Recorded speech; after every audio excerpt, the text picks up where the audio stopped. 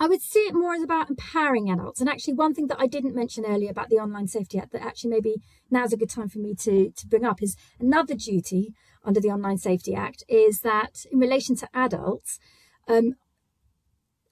platforms need to empower adults to make decisions about what they can and can't see.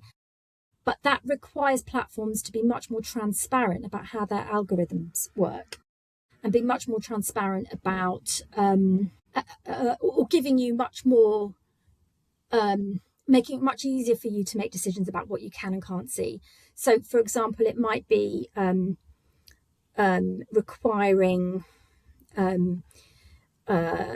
if you're on Facebook, or for example, you might say, I don't want to see any posts relating to extreme online misogyny or homophobia or whatever it is that you just think, I don't want to keep coming across this material. I don't want to keep having people say nasty things about gay people, for example, because I've had enough. And so it's about but it needs to be made. Those tools need to be made easily accessible to us as adults, so that we can make those decisions. And at the moment, those decisions are being made for us by the social media companies. So it's about empowering adults rather than about restricting them. Okay. So almost like informing them that you can opt out of seeing these You things can opt out potentially. of something. And sorry, I am a lawyer, so I will always have different categories. But there is some material that is really quite harmful that you do worry about people seeing. So if it's about sort of extreme violence, and given how easy it is to find this material online, those sorts of things I might put in a stricter category to say that they should never be disseminated by these social media companies.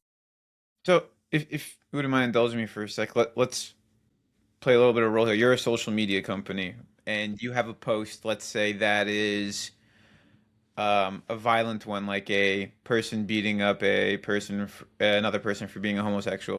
Yeah. What do you do now? Do you not allow that post to, I guess, be promoted? Do you allow that post to remain? Do you take it down completely and flag the user? What would you, the social media company, do right now if you saw that post? Yeah, sure. And of course, context is really important here, isn't it? Because you can imagine that might be a clip you show on the news because it's really important for people to see what's happening. Definitely, yeah.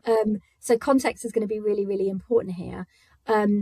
That could be a post that's being used by, an LGBTQI association trying to promote LGBTQI rights, and this is a way in which they do that. So you don't want to just delete it if it's being used in the right way. I suppose it's to do with the and that's again where AI may have difficulties because it may not always be able to understand the context and why you need human moderators.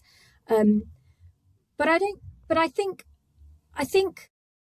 we can't shy away from the fact that there are going to be difficult decisions that are going to have to be made by social media companies, by the human moderators, and so I can't say yes or no because it depends on the context. And that's just, it's difficult. Yeah, I it's agree. extremely difficult. But we're going to have to deal with that. That's how we're going to have to deal with this. Otherwise, we do what you were saying earlier, which perhaps that's what you meant before about a red line. No, you can never have that. But that's not the right approach, is it? Because in some contexts that's going to be okay. But that as a lawyer, none of this bothers me because this is just any piece of legislation that comes in. There are always going to be grey areas, and we're very used to as lawyers having to deal with these grey areas. This is our bread and butter. So yeah.